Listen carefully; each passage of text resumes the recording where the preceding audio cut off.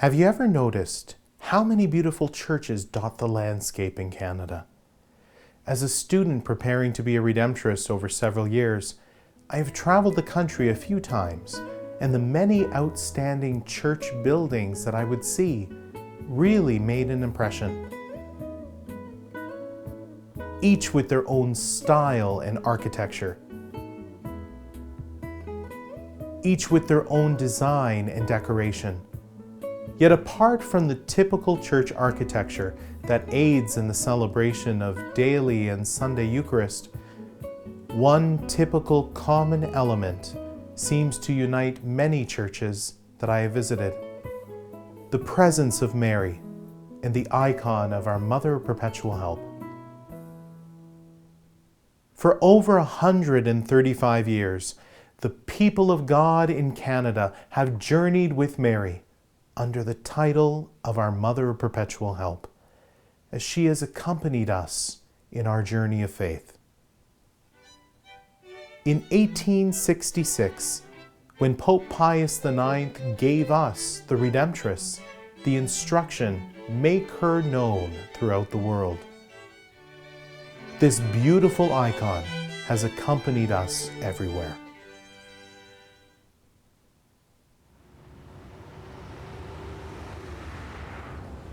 St. Patrick's Shrine Church in Toronto, a Redemptorist parish, has been home to the weekly devotions to our Mother of Perpetual Help since 1881, when the Redemptorists first arrived to assume the pastoral ministry of the church by the invitation of Archbishop John Joseph Lynch of Toronto. We read from the annals of the Redemptorist community, December 4th, 1881. On this day, the picture of Our Lady of Perpetual Help was solemnly blessed and carried in procession around the aisles of St. Patrick's Church. A large concourse of people were present. Indeed, many were obliged to go away, being unable to enter the church. This was the beginning of the weekly devotions to Our Lady, first every Saturday evening, then on Sunday. I should say, over the years, we Redemptorists began to refer to Our Lady as our Mother. Special novenas and triduums to mark our Mother's feast days became popular among the faithful in the city of Toronto. So much so that in 1925, another service would be held on Wednesdays as well. December 11th, 1929, saw the start of the continuous novena on Wednesdays, with devotions, masses, rosary, and opportunities for reconciliation being available throughout the day, much like it is today at St. Patrick's. Then in 1941, a special ceremony was held to mark the 75th anniversary of the enthronement of the icon of our Mother of Perpetual Help in the shrine of St. Alphonsus Church, which is also the Redemptorist parish in Rome. It was an entire year of special celebrations. Special novenas were celebrated in June for the feast day of our Mother of Perpetual Help, and in December for the feast day of the Immaculate Conception.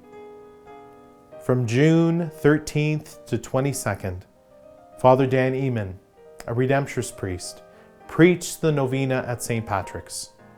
Our annals record that there were 10 services each day during that week, and the faithful who gathered there numbered over 22,000. That same year, Archbishop James McGuigan preached during the novena on September 24th and congratulated the Redemptorists for their zeal in spreading devotion to our Mother of Perpetual Help. He placed his diocese, the priests, and all the faithful under her protection. Over the next 50 years, St. Patrick's Church continued to draw thousands each week for the weekly devotions. Novena Triduum celebrations would be conducted by guest preachers. Cardinal McGuigan, Bishops Francis Allen and Francis Morocco were among the guest preachers. Governor General Georges Vanier, father of Jean Vanier, the founder of l'Arche, was also a shrine visitor. Georges Vanier also had a devotion to some of our Redemptorist saints and blesseds, such as St. Alphonsus Liguori and St. John Neumann.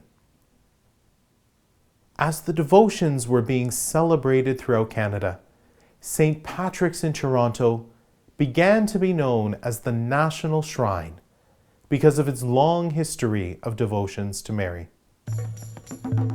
And as the Redemptorists went out into mission in places like Brazil, Philippines, Africa, India, Eastern Europe, Singapore, Japan, and many remote places in Asia, they continue to introduce the icon into the devotional life of the faithful, setting up shrines and dedicating churches wherever they went.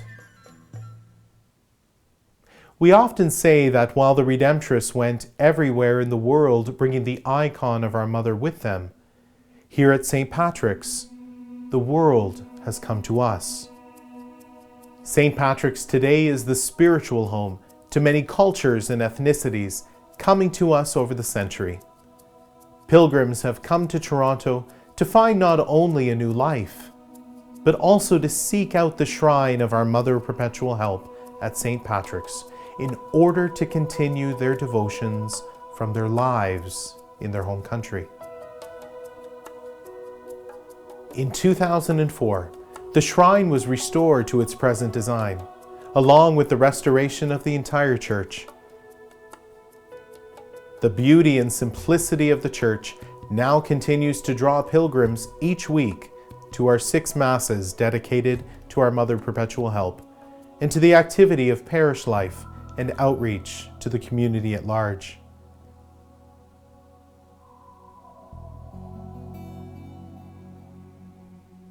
In this year of mercy throughout the church, we open the holy door at St. Patrick's, which invites the faithful to draw close towards Jesus and to his mother. May those who enter our doors enter an opportunity to experience God's mercy and fullness of redemption. Following in true Redemptorist tradition, St. Patrick's Shrine Church is a place of compassion and mercy, a ministry of presence and hospitality. Redemptorists have always been known to be close to the people, as St. John Paul II reminded us during one of our audiences with him. We inherited that tradition from our founder, St. Alphonsus Liguori, who had a great devotion to Mary himself, but taught us Redemptorists about the gift of the human person. This evening's theme is, "Blessed are you who have believed." Tomorrow, and how we are called to proclaim the good news of plentiful redemption. This is God's gift to us. This is the same gift that Mary draws us toward, her Son, Jesus. We give thanks to God for our shrine to our Mother Perpetual Help. We thank God for the millions upon millions of pilgrims who have found in St. Patrick's a place of prayer, of meditation, and devotion each week for over 135 years. We are a shrine for the people, established on the prayers and confidence in our Mother's intercession and companionship in their life.